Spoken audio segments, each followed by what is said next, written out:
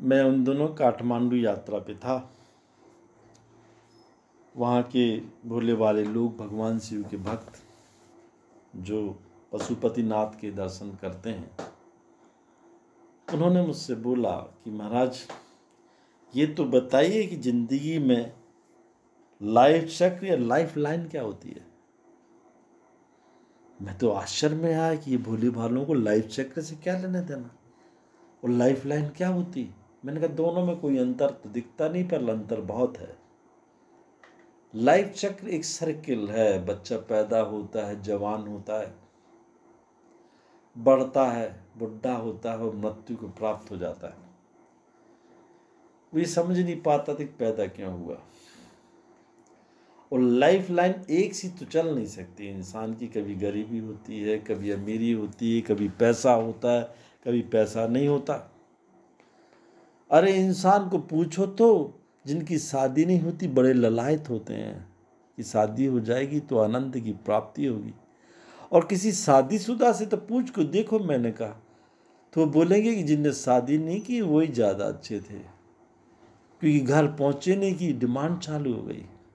हमें साड़ी चाहिए, ब्लाउज चाहिए, बच्चों की फीस चाहिए, ये चाहिए, वो चाहिए, मकान चाहिए। इतनी सारी डिमांड हो जाती कि इंसान सोचता कि शादी क्यों की। इससे अच्छे तो महाराज आप लोग योगी सन्यासी रहे।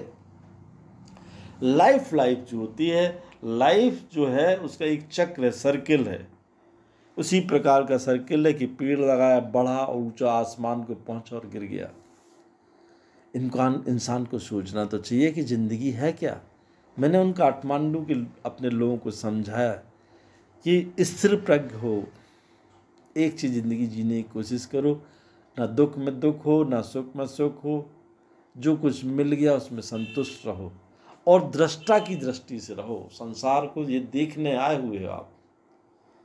मैंने बहुत से उदाहरण लोगों को देखे और उनको समझाया कि there is no limit of the demand of your life. Actually आपकी ज़िंदगी में मांग कम नहीं होती, पूर्ति कम होती चली जाती। हर एक इंसान दूसरे को देख के कंपेयर करता है और वो बन नहीं सकता, क्योंकि उसके लिए उसने एफर्ट्स नहीं किया रहता, मेहनत नहीं की होती। लाइफ लाइन वो है कि जो स्मूथ चल रही है। आप सवेरे उठे हो, शाम को सोना है, फिर सवेरे उठना है, फिर शाम को सोना है। इसके बीच में ये कभी बैठ के सोचो तो आप कि आय काय के लिए हो। मैंने कहा मित्र काय के लिए आए हो। ये पत्नी के सुख, बच्चों के सुख, ये चिरंतन समय से राजा महाराजा भी करते चले गए, उनका साथ दे के कुछ नहीं गए।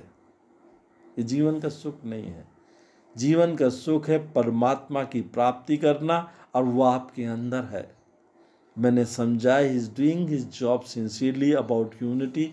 You have to do your job sincerely about unity. वो अपना काम कर रहा है, आप अपना काम करो। लाइफ को स्थिर प्रज्ञ बनाओ, ना दुख में दुख हो, ना सुख में सुख हो। केवल ये सोचो तो सही कि आप आय काय के लिए हो। आप इतिहास की बात करते हैं, अरे ऐसा कुछ करके तो जाओ कि तुम इतिहास बन जाओ।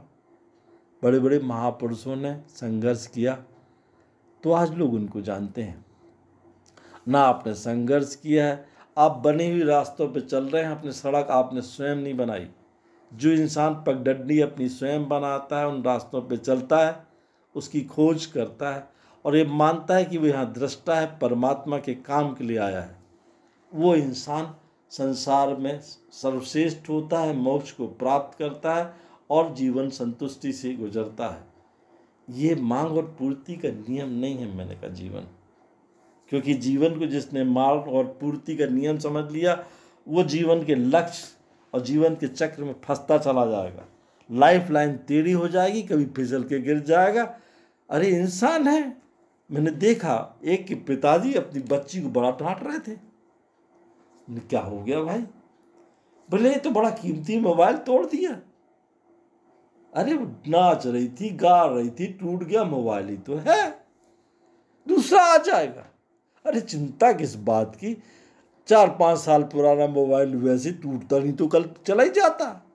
और यंत्र कोई जिंदगी भर रहते हैं, नए नए मॉडल के आगे लेवा दो। पढ़ना लिखने के लिए ज़रूरत है ना, वो उसकी जीवन चक्र है। अगर कोई पढ़ रहा है, कोई चीज़ टूट गई तो रिप्लेस हो जाती है, पर आत्मा का रिप्लेसमेंट शरीर से नहीं होता, मोबाइल का हो सकता है। आदमी का जीवन चक्र चलता रहता है। मैंने उनको समझाया काठमांडियों को।